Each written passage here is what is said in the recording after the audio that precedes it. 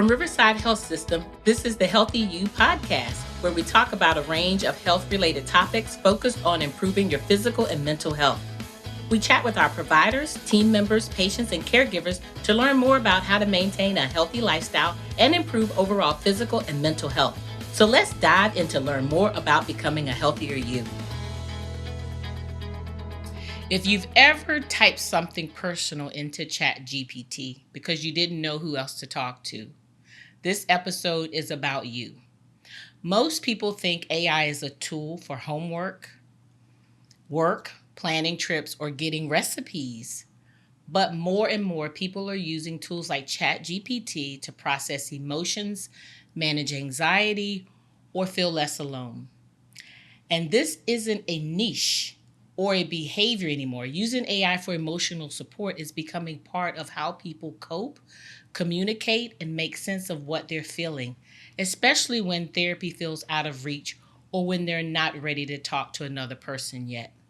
A recent U.S. study found that daily AI users had about 30% higher odds of moderate depression, along with more anxiety and irritability.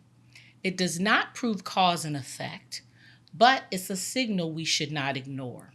Today, we're going to talk about where AI helps, where it doesn't, and how AI fits mental health in a healthy, realistic way.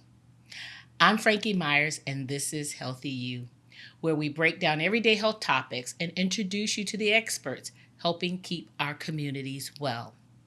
Joining me today is Jennifer Campbell-Raab, a behavioral health education coordinator with Riverside Mental Health and Recovery Center.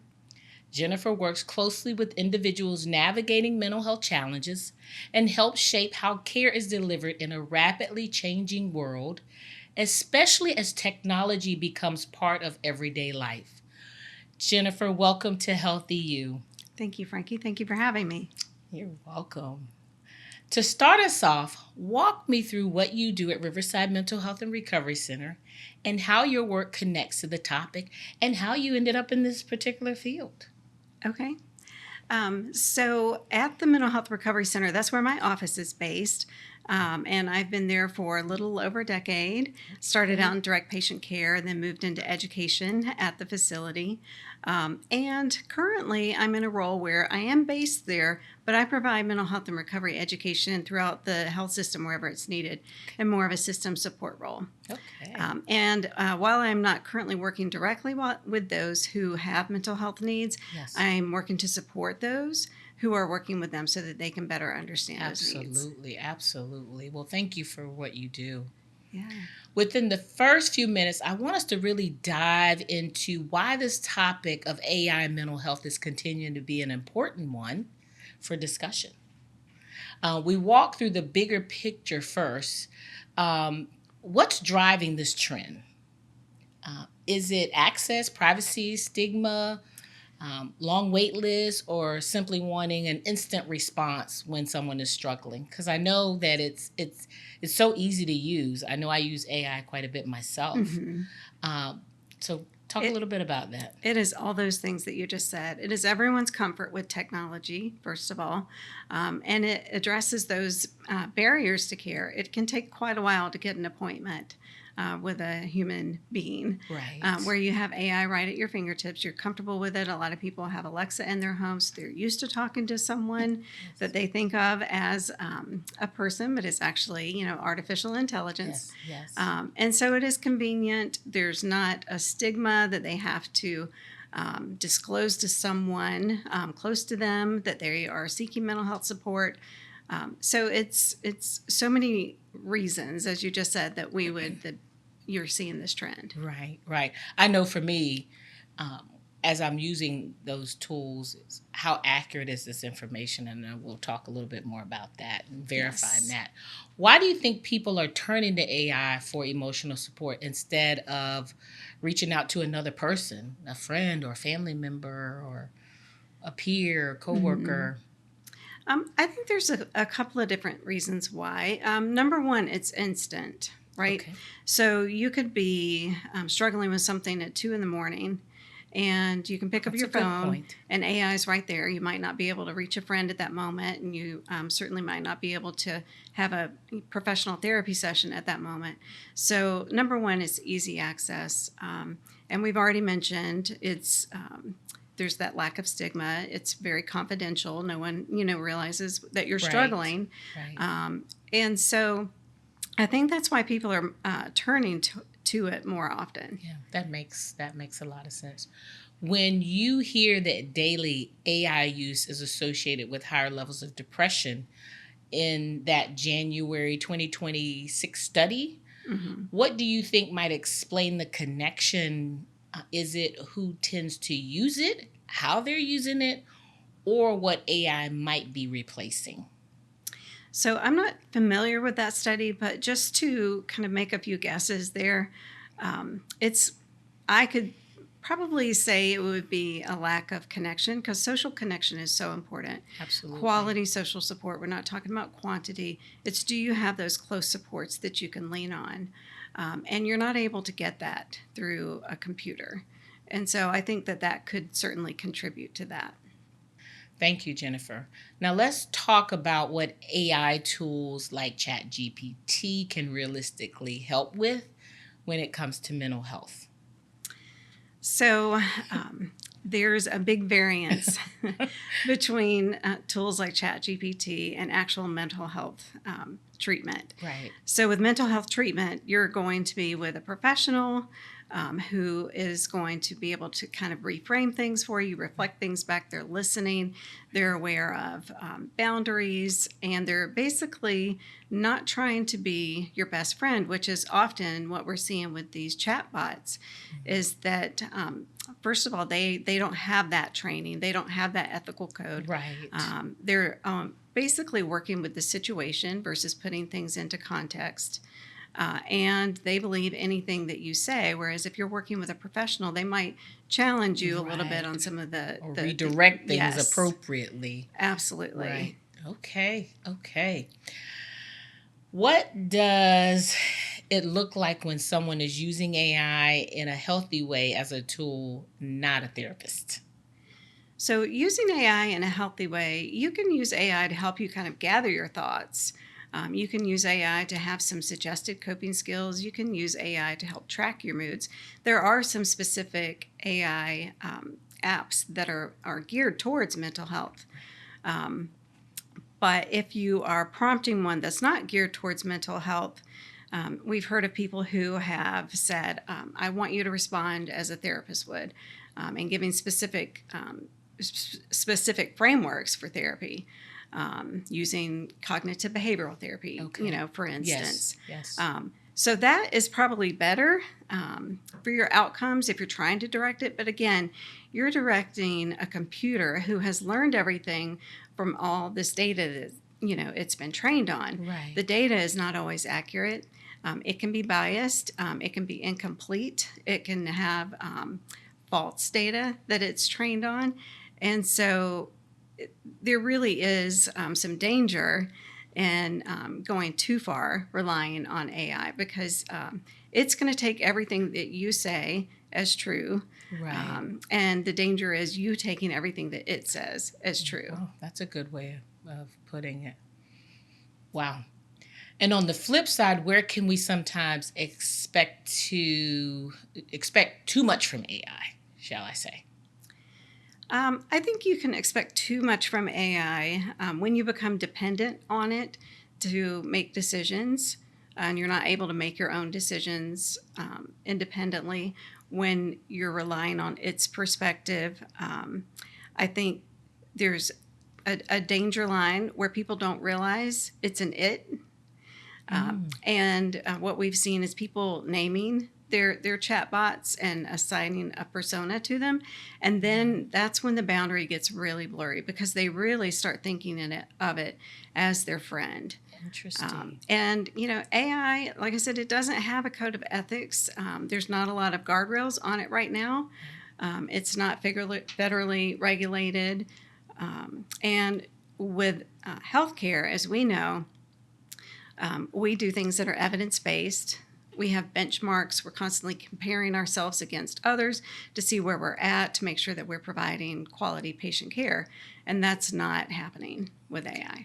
All right. Great information. Mm-hmm. Let's make this real for listeners just for a moment. Without sharing anything identifying, walk me through a moment or a type of moment where someone leaned on AI instead of a human connection. Okay. So this is where the conversation is going to take a little bit of a serious turn. Okay. Because unfortunately there have been events in the news where, and I'm thinking of two different teenagers, one in California and one in Florida, who heavily leaned into AI. Okay. And died by suicide. They were, leaning on this AI for emotional support and for guidance, and without getting into the detail of those cases, because one's still in litigation and one has been settled. What was the accusation against the companies was that they didn't control what the AI was saying. The AI didn't pick up on warning signs, and even in some situations encouraged them. And they described it as a suicide coach for those young men. So very tragic situations. Yes, that is very tragic. Yes. Another situation was someone who had some ideas, some delusions about his mom. It was an older gentleman, and he had some delusions about his mom. Thought that she was poisoning him, and the AI did what it's trained to do, and it reinforced everything that he was believing. So that ended up in tragedy as well. Aside from those kind of deeper cases, what we've seen, other situations, I've heard of people using AI to vent because it's there right when you need it, right when you're having those explosive feelings and you need to vent. But they're not talking to AI like they would a friend or a therapist at those calmer times. So they're only getting a situational snapshot. And what they realized after doing this over time, one individual was talking about being upset with her spouse, and she had been turning to AI for that emotional release, fussing about her spouse. And she realized one day, oh my gosh, I've trained this thing to hate my husband. Really? And he's, Oh my that's goodness. that's not the case. He's a wonderful Was person. reinforcing all the things she felt. Yes, because it doesn't know the context. It doesn't know, how long they've been together, all the good things that have happened. I'm scared to try it out. Right. Yeah, that's interesting. Jennifer, how, if you're using this for mental health support, how might this be replacing something that's important? Does that make sense? How can someone tell if using AI for mental health support is helping or might be replacing something important? So that's a good question. I think it comes down to a few different things. The amount of time that they're using it, and if they're reliant on it to make those decisions, if they're missing out on important life events and Right. actual real life social connections, those can be warning signs that they have become a little too dependent on it. Okay. What would you want someone to hear if they are feeling a little embarrassed about how much they rely on AI for emotional support? I would say, first of all, just give yourself a little grace. Think of how you got there. It probably wasn't your intention to get where you're at, right? And think about those reasons why people are turning to AI, because it's convenient, because we're very accustomed to using technology these days to communicate. And so that's, most likely why they started using it. And so just give yourself a little grace and consider the other options that are out there. There's other ways to use technology Right. to get help from an actual human being and still maintain confidentiality. There's chat options. There's warm Where lines there's a out there. live person that where you're there's a live person communicating with. Mm-hmm. Yep. And it can be something that you can also do from the privacy of your home. Okay. This is great conversation. I'd like to talk about where professional care fits in. Sure. And how AI might be used alongside therapy, not instead of therapy. Right. So it can be a very good support to therapy, a good complement to it, where the person who's seeking therapy can use it to help track their moods, help track their symptoms, and share that information with their therapist, which can give the therapist some insight into formulating their treatment plan. So that's a way that it can work alongside therapy. From the professional side, it can work alongside therapy. At Riverside, we've been, using some AI and some, practices across the health system where it's been helping providers summarize conversations. And usually those conversations, like in primary care, are pretty brief compared to like a standard therapy session where you might be talking to someone for an hour. Right. So if someone had that tool a therapist had that tool to be able to summarize the conversation, that can help them formulate their plan of treatment pretty quickly. AI is also really good at tying together all these different pieces of data as long as it's been given them. So if you were to incorporate it into the EMR, it can pull together notes, not just with that one patient's encounter, but across encounters, medications, and so forth. And it can give some suggestions. Now, of course, that would all have to be examined by the clinician and the provider team and so forth. And so, you got to have those cross checks in place. But I think one of the most advantageous ways that it's been used recently with mental health care is it's been used as a training tool. So simulation training is so important. We have a state-of-the-art training center here at Riverside, and we know the value of that. And so they're using AI to help train crisis intervention professionals so that by the time they get a call in real time with someone in crisis, they've already built the skills to be able to kind of assess them for risk of harm, to be able to build therapeutic rapport with them, or even just to be able to keep them engaged, because people are calling those crisis lines at their lowest point, and sometimes it can be hard to even, because you're on the phone with them or you're chatting with them, Yes. to keep them engaged and know what situation they're in right now. And so it's been very helpful in that regard. That's good. And when is it really important that someone reaches out to a mental health professional instead of relying on AI? And did I just ask that already? No? Mm-mm. Okay. No. My own questions are starting to sound the same to me, but yeah.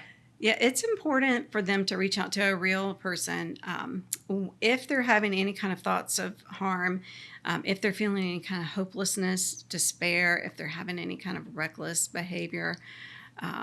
Because talking to a computer, they're not able to see the context. They're not trained to be able to make those calls about how risky the situation is. Right. And so that's when it's really important to talk to a human. Someone it's not getting escalated anywhere. Right.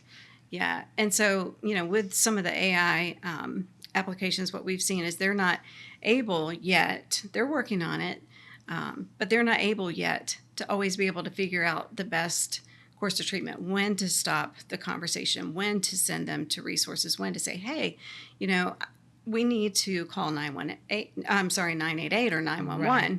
Right. So that's when it's important to have that human intuition and that clinical expertise. Right. Sounds like in the future those things may be built into those technologies. They are. They're working on some things that they've been working on one for about 6 years now.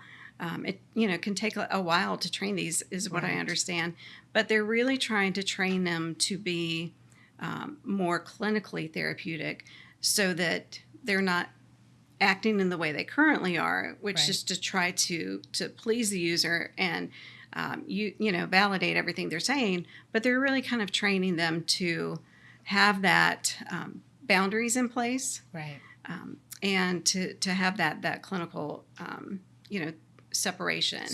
Mm-hmm. Okay, what's one boundary you would recommend? If I had one thing to recommend to someone who's using an AI chatbot, I would say always recognize it as an it. Don't give it a persona, because that's what we've seen in these cases that have had tragic events, is that they had named the chatbot, so it was more real to them. They were more and more believing it was a person that they were connecting with. Okay. Good feedback. And for someone who's struggling but hasn't talked to anyone yet, what's one small step you'd encourage them to take after this episode? So for a small step, I would say talk to someone.